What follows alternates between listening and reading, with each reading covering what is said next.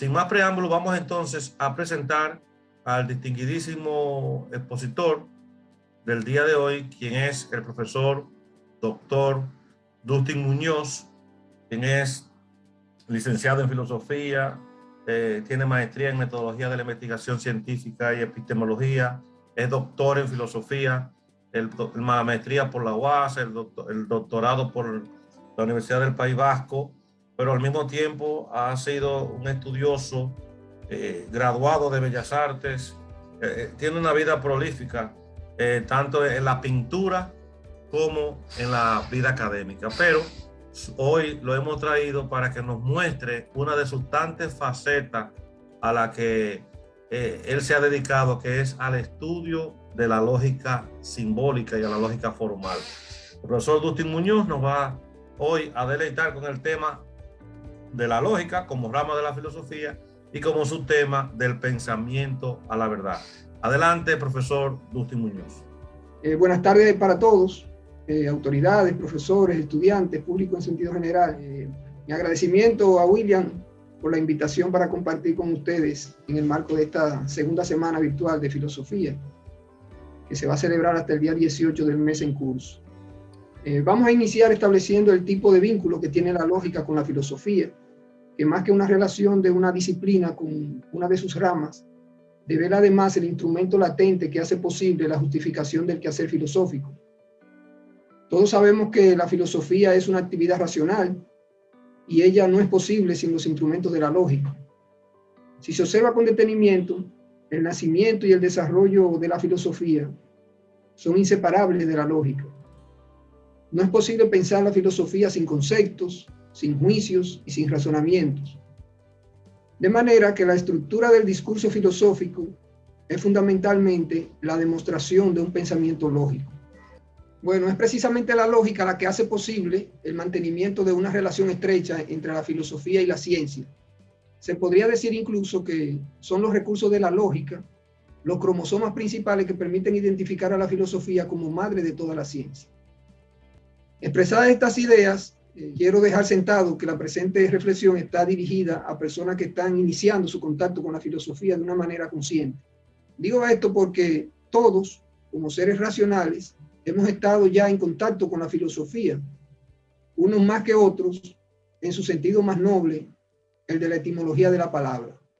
Filosofía, desde el punto de vista etimológico, significa amor por saber, filo amor y sofía sabiduría, siguiendo esto, obviamente, la noción de Pitágoras. Pues se cuenta que la fama de Pitágoras había llegado a los oídos del rey Leonte y que éste, aprovechando la visita de Pitágoras a Esparta, lo invitó como huésped de honor para que pasara unos días en su compañía.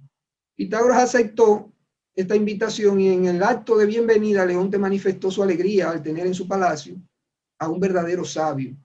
Es ahí que Pitágoras, lleno de humildad, dice que no, que él no se consideraba un sabio, sino más bien un amante de la sabiduría, un filósofo. No quiere decir que en ese momento nació el quehacer filosófico.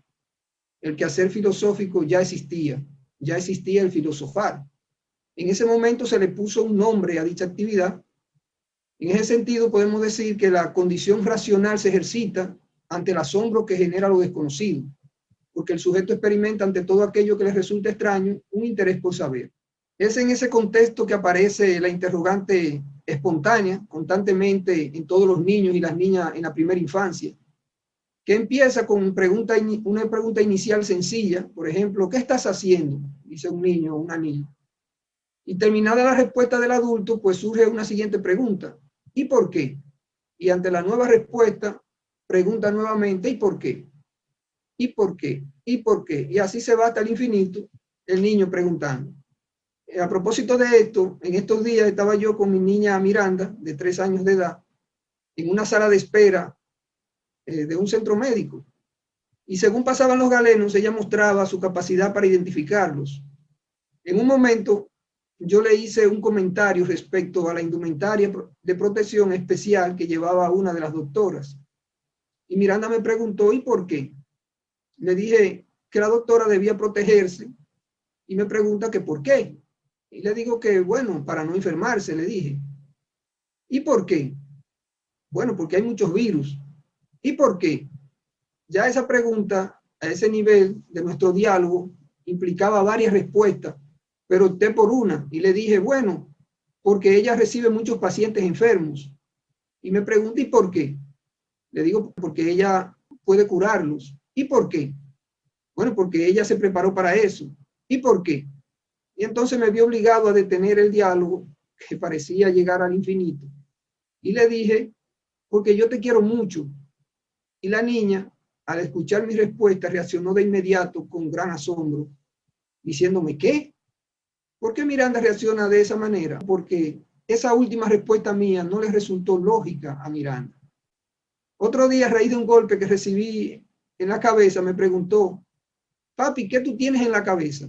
Le respondí un golpe y comenzó por esa razón una cadena de ¿y por qué? Me dice, ¿y por qué? Le digo, porque se desprendió un hierro del techo y me dio en la cabeza. ¿Y por qué? Porque un señor estaba en el techo trabajando y movió unos escombros. ¿Y por qué? Porque necesitaba moverlo ya que estaba haciendo unos trabajos. ¿Y por qué? Porque necesitaba arreglar esa parte de la casa. ¿Y por qué? Porque estaba dañada. ¿Y por qué? ¿Y por qué? Y finalmente, para ver si podía cortar esa cadena de preguntas, le respondí, porque te quiero mucho. De inmediato respondió, ¿qué? Esto quiere decir que a pesar de su edad, estamos hablando de una niña de 3 años, de todas maneras Miranda reclamaba una respuesta lógica, aunque no siempre están dadas las condiciones para que tal respuesta sea o resulte estrictamente racional. Lo importante en todo caso es que la pregunta sí responde a un hecho ontológico de carácter racional. Es lo que pasa con los mitos. La pregunta es racional, pero la respuesta es fantástica. En el caso de la filosofía, la respuesta es tentativa, pero procura una correspondencia lógica con los hechos. A partir del hecho generador de la interrogante, vendrán las respuestas, y la validez de tales respuestas tendrá mucho que ver con las condiciones de desarrollo del sujeto en la historia, igual sea esta la historia individual o la historia colectiva. Me explico, ya sea en el contexto de la historia personal del sujeto como individuo en la infancia, o de la historia humana en su condición primitiva. Si nosotros pudiéramos, haciendo un esfuerzo de abstracción, colocarnos en condición racional en el periodo más primitivo de la historia humana, se comprendería lo difícil que resultaba al hombre de entonces dar una respuesta concluyente a todo lo que en la naturaleza le causaba asombro y admiración. En ese contexto, todas las respuestas tenían un carácter tentativo. Muchas de ellas, para no decir todas, en la primera etapa esencialmente eran respuestas fantásticas. Así aparecen los mitos, que aunque desde fuera el contenido es fantástico, responde a una lógica interna, de manera que tiene sentido el hecho de que una persona capaz de elaborar una pregunta racional termine ofreciendo una respuesta fantástica. Y se preguntarán ustedes, ¿y a qué viene todo esto? Si estamos hablando de la lógica como disciplina filosófica. Lo que acontece es que la filosofía en sus orígenes, en su génesis, constituye un salto del mito al logos, un paso de dar explicaciones fantásticas a dar explicaciones racionales. Y en esa nueva aventura racional de la historia humana empezarán a germinar más adelante las distintas ciencias. Y es en ese sentido que la filosofía se le considera la madre de toda la ciencia, en tanto que el objeto de estudio de cada ciencia fue primero un problema filosófico. Algunos pensadores consideran que la filosofía no es un resultado, o sea, no es ese salto del mito al logos, en tanto que hoy día pues siguen existiendo los mitos. No sé cómo explicar eso, pero no quiere decir que el salto del mito al logos elimine totalmente el mito como relato lógico. El mito es un relato lógico, tiene una estructura lógica. Lo que hace violencia al entendimiento no es la lógica interna del mito, sino la correspondencia entre lo dicho en el mito y los hechos a que se refiere. Si en medio de una lluvia, si un aguacero, usted le dice a un niño que tal acontecimiento sucede porque en el cielo están suapeando, por ejemplo, al sonar un trueno, es probable que el niño asocie dicho ruido con la caída de algún objeto en dicha labor. Algo están moviendo en el cielo y se produjo ese ruido. Él va a seguir esa estructura. Pero si por el contrario usted le dice al niño que cuando llueve es porque en el cielo están orinando, de seguro que el niño asociará el ruido de los truenos con otras cosas que pueden ocurrir en el baño. De manera que en el proceder racional primero aparecen las preguntas, seguidas en el devenir de la historia por respuestas tentativas, y luego viene el consenso como resultado del cumplimiento de unas cuestiones específicas que son indispensables, en el caso, por ejemplo, de la ciencia. Así aparecen entonces las respuestas amparadas en la objetividad, la comprobación y la generalización. Y de esa manera, las ciencias emprenden su independencia de la filosofía y ambas corren con vidas paralelas, la ciencia como ciencia y la filosofía como filosofía. La relación de ambas es tan estrecha que a primera vista suele generar confusión, hasta tal punto que hay quienes pueden llegar a considerar que la filosofía es una ciencia. De hecho, eso suele ocurrir, y suele ocurrir con frecuencia, puesto que comparten recursos como la racionalidad y el discurso lógico de la demostración teórica. Ambas se preguntan por el porqué de las cosas y late en ella el interés por conocer la verdad. Se piensa entonces que la ciencia, con el pasar de los años, absorbe a la filosofía o que lleva ese proceso de absorción en la medida en que el desarrollo de los instrumentos de investigación permite que las cosas en sí se conviertan en cosas para nosotros. Lógicamente, esto necesita una atención especial para uno darse cuenta, entender, notar las diferencias, pero ¿por qué pasa esto? Bueno, porque estamos ante la presencia de una madre y sus hijas. Incluso acontece que en ocasiones se defiende la idea de que la filosofía es una ciencia con el argumento de que tanto es así que es la madre de toda la ciencia. Y toda vez que la madre de una vaca, por ejemplo, es otra vaca, y que la madre de una oveja es otra oveja, entonces si la filosofía es la madre de toda la ciencia, la filosofía es una ciencia madre. Entonces, en ocasiones nos ha pasado en algún lugar, en una plaza, en un restaurante, en un supermercado, que llegamos a confundir a una persona con otra. Por ejemplo, a una madre con una de sus hijas que conocemos parcialmente o viceversa.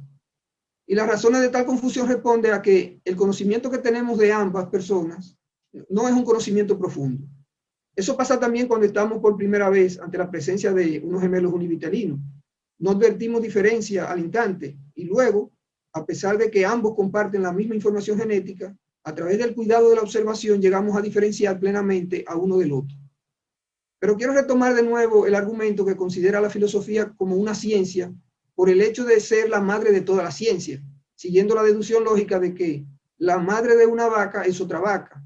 Sin embargo, partiendo de la fundamentación de la ciencia misma, de lo que la ciencia establece en una relación de parentesco entre una madre y una hija, este argumento no ayuda a los que defienden la idea de que la filosofía es una ciencia, y paradójicamente resulta ser un argumento fuerte precisamente para el que defiende la idea contraria, que la filosofía no es una ciencia. En el sentido de que si bien es cierto que la madre de una vaca es otra vaca, la madre del toro también es una vaca. Pero además, partiendo de los mismos elementos vinculantes que la ciencia establece entre una madre y sus hijos, la madre aporta solo el 50% de la información genética, mientras el otro 50% lo aporta el padre. De manera que si se acepta que la filosofía es la madre de toda la ciencia, se acepta también que se trata de algo distinto a la ciencia, toda vez que la ciencia como hija solo posee el 50% de la información genética de la filosofía como madre. De lo que se trata entonces es de identificar los cromosomas que la ciencia heredan de la filosofía como madre. Encontraremos que heredan de la filosofía la racionalidad, la demostración y el uso de teorías lógicas para defender sus hallazgos. ¿Y cuáles cromosomas presenta la ciencia que no están en la filosofía y que por tanto la ciencia lo heredan del padre? En ello podemos encontrar, por ejemplo, la objetividad, la comprobación y la generalización. De manera que la actividad racional se divide en la historia en dos tipos de verdades: la verdad de pensamientos y la verdad de hechos. La verdad científica es una verdad racional desde el punto de vista teórico que se legitima cuando lo teóricamente planteado es comprobable en los hechos objetivos. La teoría científica es una teoría lógica que tiene como base la objetividad, la comprobación y la generalización. Por su parte, la teoría filosófica es también una teoría racional, pero que se queda a nivel de demostración lógica. Es una teoría lógica que, aceptando como buenas y válidas unas premisas, la conclusión generada es lógicamente válida. Por tanto, la verdad científica es incontrovertible, es una verdad de consenso, no es eterna, pero es aceptada por consenso en un momento determinado y lo es porque todos los miembros de una comunidad que utilizando los mismos instrumentos van a tener las mismas conclusiones. Ahora bien, existen por un lado lo que las cosas son en realidad y lo que las cosas parecen ser para nosotros. Dentro de la filosofía, la verdad es una cuestión compleja que implica tener en cuenta el contexto al que hace referencia a dicha verdad. Si se trata de una verdad lógica, si se trata de una verdad ontológica o si se trata de una verdad gnoseológica. En cada caso, estamos ante cuestiones distintas. Si se trata de la verdad del discurso, la verdad del ser de las cosas o la verdad de lo que conocemos sobre las cosas. La verdad ontológica está en las cosas y la verdad lógica está en el entendimiento. Tomemos la mesa como ejemplo. La mesa es una palabra, pero es un objeto también y es una realidad. Desde el punto de vista lógico podemos emitir juicios y formar razonamientos válidos con la palabra mesa, sin tocar necesariamente el objeto nociológico ni su realidad ontológica. De hecho, la palabra es una realidad también, que nada tiene que ver con el objeto mismo. No existe ninguna correspondencia entre la palabra y el objeto. La palabra es una nominación arbitraria. Tanto es así que en otra cultura se ha pactado llamar a la mesa table. En lógica formal, nosotros vemos, por ejemplo, en el siguiente razonamiento, todos los perros vuelan, Topito es un perro. Bueno, entonces Topito vuela. Esa es la conclusión que se puede extraer de las dos premisas mencionadas. Sin embargo, en el mundo ontológico, los perros no vuelan. De manera que es una verdad formal que nada tiene que ver con el contenido ni con la relación sujeto-objeto que hace posible el conocimiento. No tiene que ver nada con la verdad del ser ni con la verdad del conocer. Hay una frase bíblica que además se encuentra en nuestro escudo nacional que reza: y conoceréis la verdad y la verdad os hará libres. Vamos a retomar la verdad nociológica. La expresión no existen verdades absolutas que se escucha con frecuencia se refiere a la verdad nociológica, no a la verdad ontológica. Para comprender la problemática, vamos a citar una parábola de Bertolt Brecht, donde se muestra a modo de una escena un diálogo entre el maestro y su discípulo Sifú. Le dice el maestro: Sifú, nombradnos las preguntas principales de la filosofía. Sifú responde: ¿existen las cosas fuera de nosotros, para sí, también sin nosotros? ¿O existen las cosas en nosotros, para nosotros, y no existen sin nosotros? Pregunta el maestro: ¿cuál es la opinión correcta? Y Sifú responde: no se ha tomado ninguna decisión. Pregunta el maestro: ¿por qué opinión se inclina últimamente la mayoría de nuestros filósofos? Sifú responde: bueno, las cosas existen fuera de nosotros, para sí, también sin nosotros. Y pregunta el maestro: ¿y por qué permanece la pregunta irresuelta? Sifú responde: bueno, es que el congreso que debía decidir tuvo lugar, como viene ocurriendo desde hace cientos de años, en el convento de Misán, el cual está a orilla del río Amarillo. Y la pregunta era: ¿existe realmente el río Amarillo o existe solo en nuestras cabezas? Pero durante el congreso se derritió la nieve de en las montañas y el río Amarillo se desbordó por encima de sus orillas y arrastró el convento de Misán con todos los participantes en el congreso. Y así no pudo aportarse la prueba de que las cosas existen fuera de nosotros, para sí y también sin nosotros. De hecho, entrando en los problemas ontológicos de los seres de manifestaciones físicas sensibles y dejando de lado el mundo de los seres metafísicos puros, parece como algo tan obvio que las cosas existen sin nosotros, para sí y fuera de nosotros. Tanto así que se espera que el sujeto puede aprender las cosas sin dificultad alguna. Pero una cosa es identificar que algo existe y otra cosa es conocer en sí el objeto en cuestión. Una cosa es la existencia ontológica del hecho y otra cosa es la realidad nociológica que toca los problemas filosóficos respecto a la esencia, a la posibilidad y al origen del conocimiento. Esto generará posiciones como objetivismo, subjetivismo, realismo, idealismo, fenomenalismo, dogmatismo, escepticismo, relativismo, pragmatismo, criticismo, racionalismo, empirismo, intelectualismo, a priorismo. Bueno, todas esas posiciones nociológicas que acabamos de mencionar y algunas que se pudieran escapar y que por asunto de tiempo naturalmente no vamos a desarrollar aquí, muestran los problemas filosóficos que se generan en el proceso lógico, racional, que busca conocer la verdad. Muchas gracias.